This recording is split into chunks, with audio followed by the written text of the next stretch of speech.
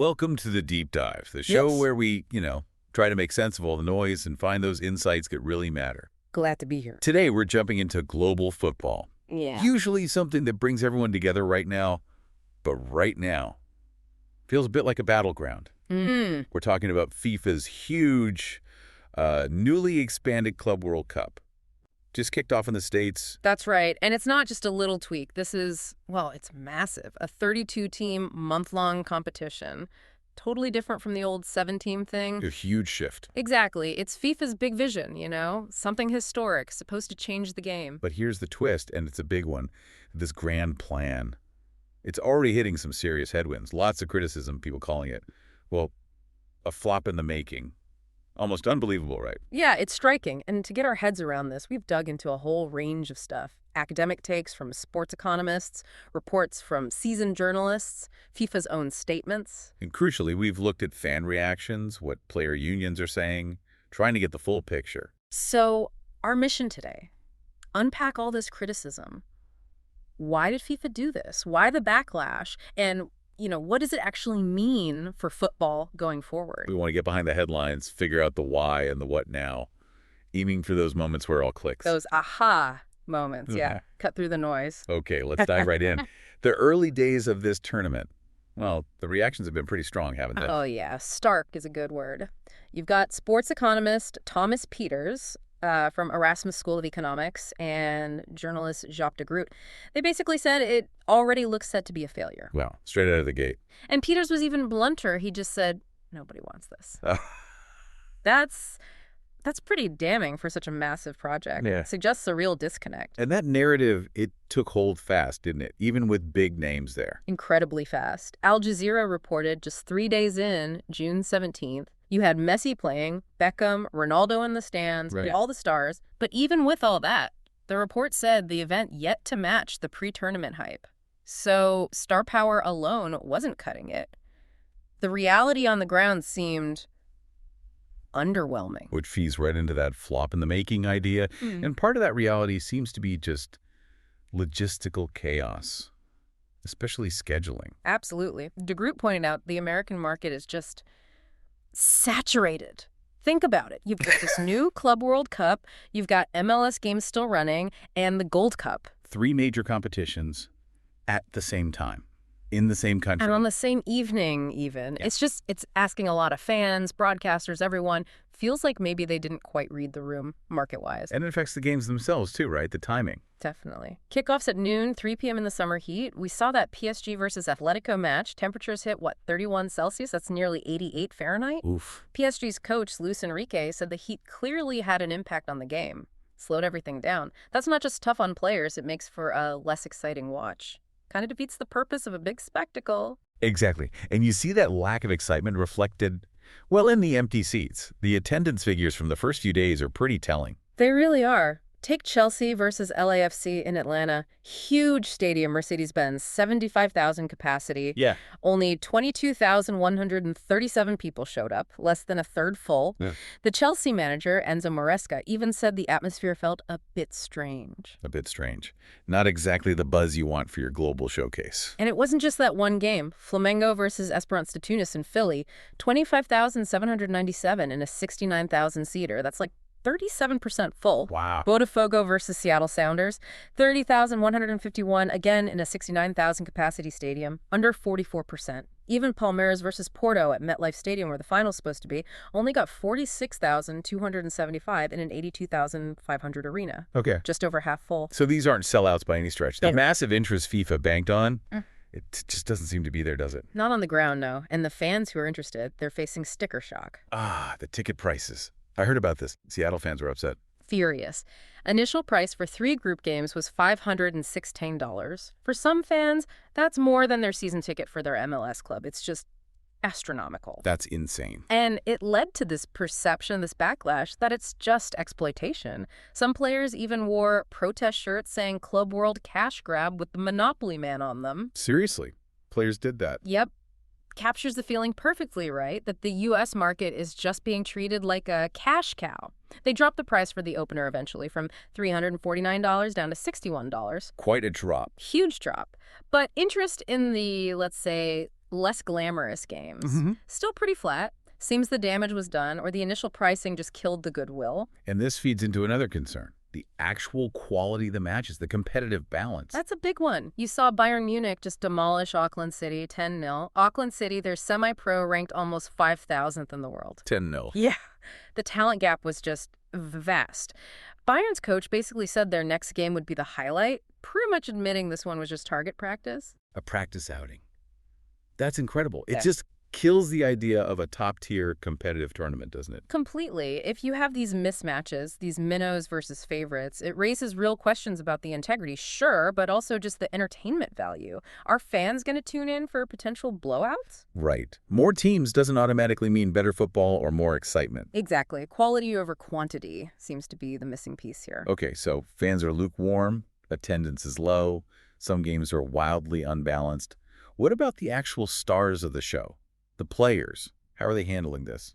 Well, that brings us to probably the single biggest point of criticism, the player welfare issue. The calendar, right? The already jam-packed, absolutely brutal calendar. Players go nearly 10 months straight, high intensity. Their only real break is summer. And this tournament lands right in the middle of that break. Exactly. It essentially erases this rest window. Think about European clubs. Season ends mid-May, preseason starts late July. If your team makes the Club World Cup final, you might only get 34 days off between campaigns. 34 days? That's barely over a month for recovery, mental and physical. It's just not enough. It's pushing players towards injury, towards burnout. Ronald Koeman, the Dutch coach, called the whole thing absurd, said clubs are literally destroying their players. Strong words. And the stats back it up. High-speed running in elite men's football is up 29% in 15 years. Short sprints? Up 50%. The intensity is way higher. Combine that with more games, less rest. It's a recipe for disaster, and we're seeing it. The 2023-24 season had a record number of injuries across top European leagues, over 4,100, and it's been rising every year since 2021. It's a clear trend then, not just bad luck. Absolutely. And players are speaking out. Rodri, the Ballon d'Or winner, even mentioned a possible player strike. That's huge. A strike. Wow. Shows how desperate they feel. Kevin De Bruyne just put it plainly. They don't care. It's the money that talks. Even Sepp Blatter, controversial as he is, said, now it's all too much. Too many games. Too many teams. When Blatter thinks there are too many games. You know something's up, right? So what are the player unions doing? Yeah, what's their official stance? FIFA Pro, the Global Players Union, put out a really strong statement back in 2024. They warned about the lack of consideration for the mental and physical health of players. Listing the risks. Explicitly. Exhaustion, physical injuries, mental health issues, diminished performance, and risks to career longevity. They demanded safeguards as a matter of urgency. This wasn't just a polite request. And they took legal action too. They did. FIFA Pro Europe filed a complaint against FIFA with the European Union, basically accusing FIFA of abusing its power over the calendar for its own benefit. So prioritizing FIFA's competitions and money over player health and fair governance. That's the argument, and they're pointing out this isn't just about the Club World Cup now. It's already affecting player availability, leading to more injuries, and that impacts the next World Cup too. The 2026 one, which is going to be the biggest ever. Longest ever. 39 days, 104 games. If players are already breaking down, what's that going to look like? It's a worrying picture. So how does FIFA respond? Arsene Wenger, he's their head of global football development. What's his take? Wenger's argument is essentially that it's only every 4 years, so players will have time to recover. He points to sports science improvements, guys like Messi and Ronaldo playing longer careers. Implying players can just handle it. That's the gist.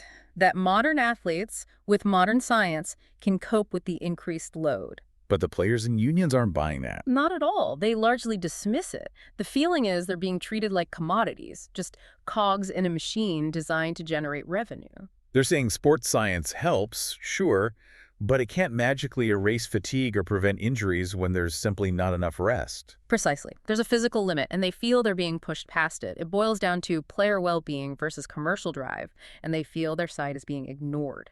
Which leads us to, well, what is FIFA's underlying motivation here? Is it just money, or is there more to it?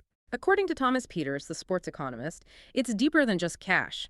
He argues FIFA is mainly trying to expand its power within club football. Specifically aiming at UEFA, Europe's governing body. Yeah, trying to undermine the dominance of UEFA, which has always been the powerhouse in club football. It's a strategic power play. How does expanding this tournament achieve that? It's partly political. Peter says FIFA is appeasing the small and distant federations, the ones outside Europe.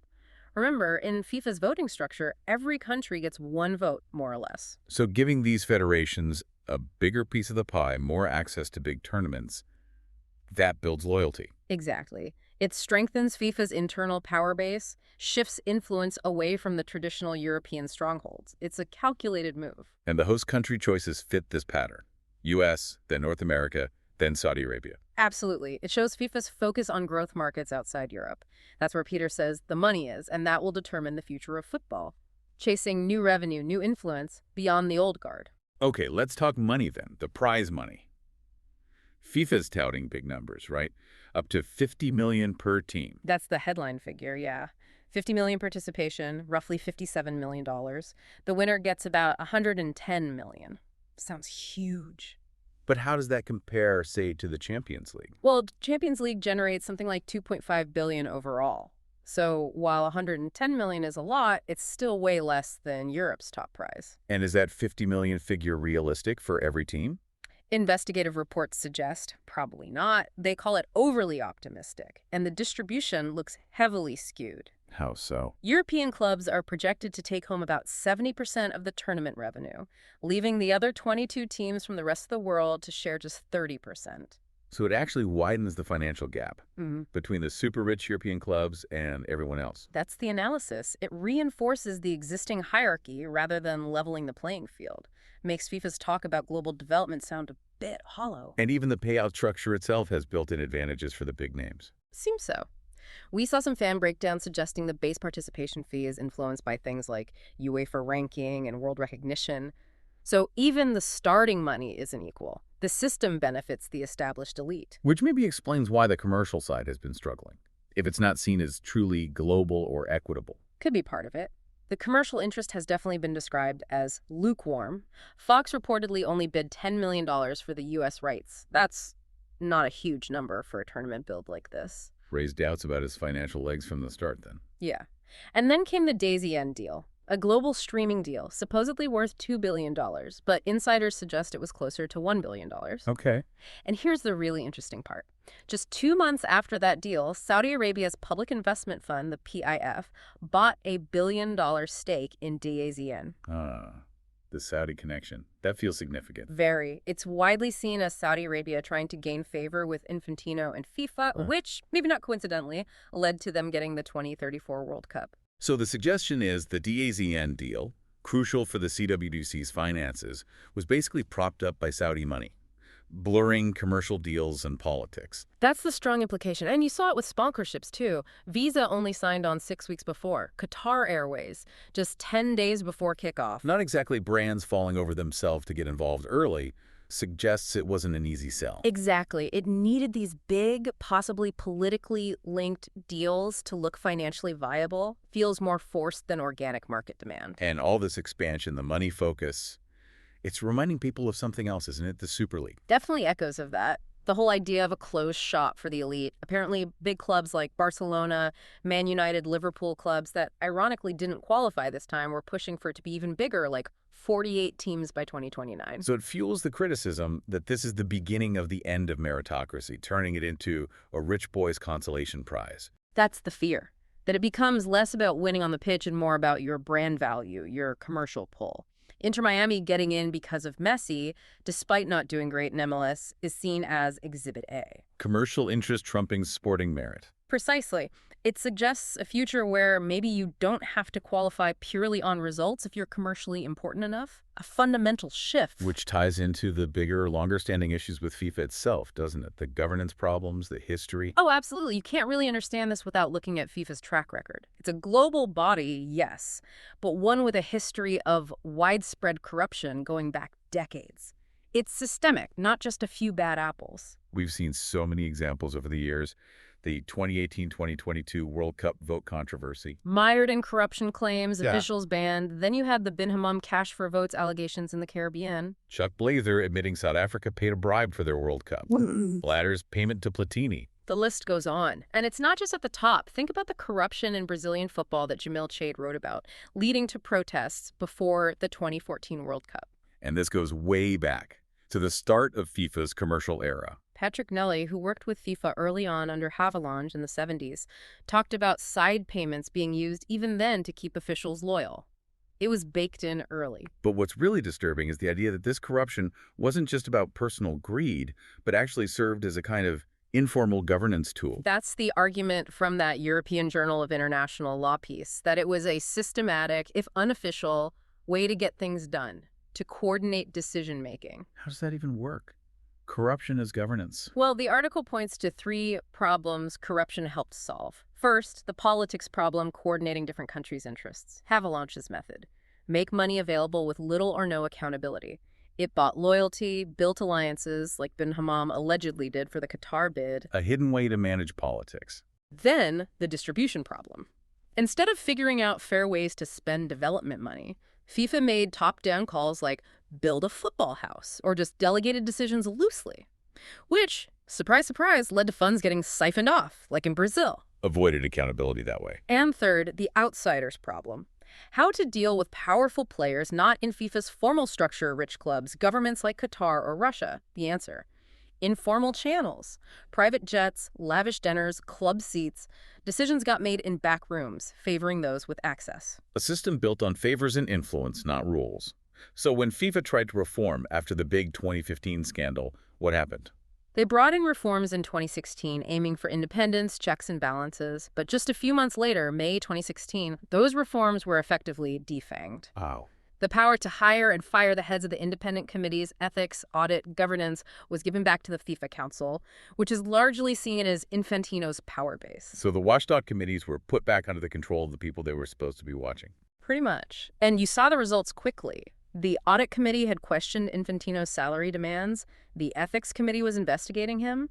The governance committee blocked his preferred candidate for a while. But after the committees lost their independence, Those issues just faded away. Infantino was cleared by ethics. The governance guy challenging him was replaced.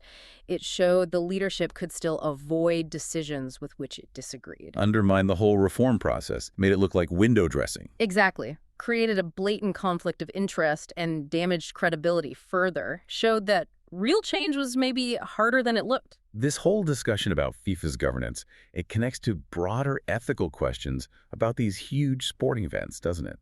Beyond just the Club World Cup. Absolutely. There's often a darker side to mega events. We're talking corruption, huge costs, environmental damage, security issues, displacing people, human rights abuses. And not just sporting events, they're political and economic tools used to project power, identity. Right. But they also create social conflict, fights over land, public money. Social justice groups are pushing for a proper human rights framework for these events. FIFA says it follows UN principles, but Meaningful outcomes are yet to be identified, the gap between policy and practice. And this gets even trickier when these events go to developing countries. Because they might lack the resources, the stability to handle such a massive undertaking. The risks are higher. Much higher.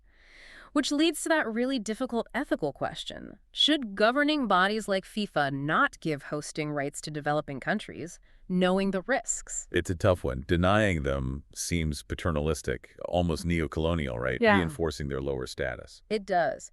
But the flip side is these hosts, especially in the developing world, are really vulnerable to exploitation by the event owner, by FIFA. They might not have the power to negotiate fair terms. South Africa 2010 is often used as an example here, isn't it? It's a classic case study. South Africa wanted to boost its image, show progress, overcome that peripheral status after apartheid.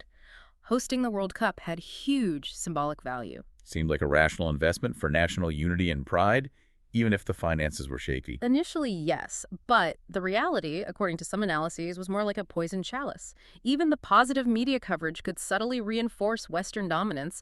Look how well they're doing, considering. And behind the scenes, what was seen as justice gained for Africa became. A mechanism for paternal exploitation by FIFA, due to things like disadvantageous contracting and the state maybe lacking the confidence or leverage to push back hard in negotiations.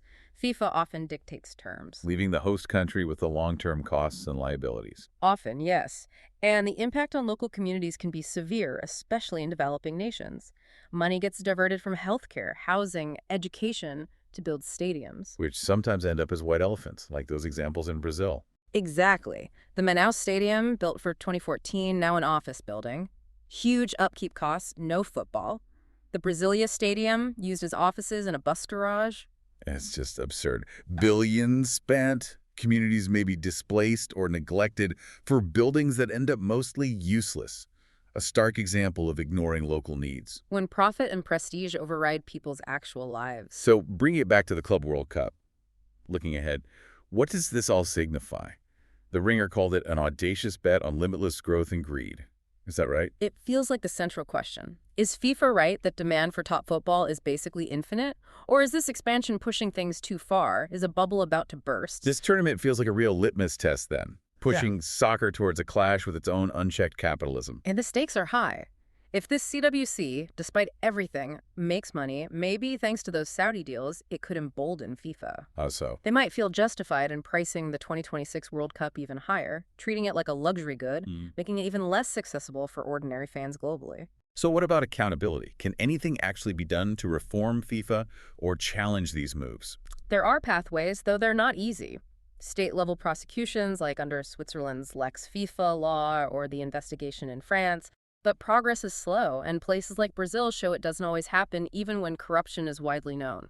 What about internal complaints to FIFA's ethics committee? Possible, with appeals to the Court of Arbitration for Sport, CAS. It could help clarify rules on gifts, roles, but you need an insider to complain. The committee has discretion. CAS decisions aren't always public. It's an uphill battle. And challenging them under EU law, competition law. That's a significant avenue. Cases like Bozeman showed UEFA is subject to EU law.